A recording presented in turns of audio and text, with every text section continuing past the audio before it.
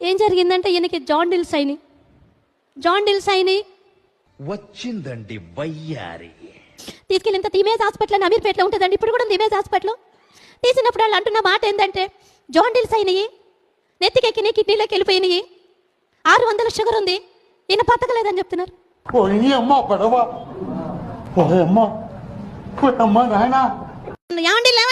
లేవండి బాత్రూమ్ పోసుకోండి, జాండిల్స్ పోతే ఎక్కువ బాత్రూమ్ పోసుకుంటా అని చెప్పితే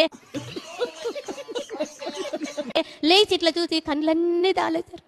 మొత్తం ఈ కళ్ళు ఇట్లా అయిపోయినాయి, ఈ కళ్ళు ఇట్లా వెళ్ళిపోయినాయి, ఇంత గుడ్లు అయిపోయినాయి. పెద్ద సమస్య వచ్చి పడిందే, ఇప్పుడు ఏం చేద్దాం? నేనేం చేయాలో అర్థం కాని పరిస్థితి. తీసుకున్న తర్వాత 3వ రోజు అయిపోయిందమ్మా, చనిపోయాడు, తీసుకెళ్ళిపోండి అన్నారు. విధాడిందిరా నీతో వింత నాటకం. గుండెల బాదుకుంటూ ఏడ్చుకుంటే ప్రార్థన చేస్తుందా, బయట ప్రార్థన చేయడానికి అవకాశం లేదని.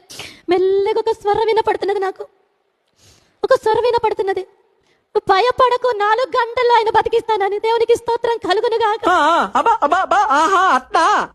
4 గంటల తర్వాత అని ఇట్లా కండ్లు తెరిచి ఇట్లా అన్నారంట, చేతి ఇట్లా అన్న తర్వాత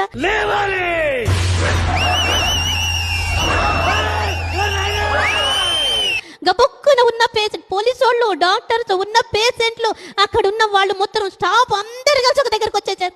శవం బతికింది, శవం బతికింది, శవం బతికింది అంటున్నారు. ఇక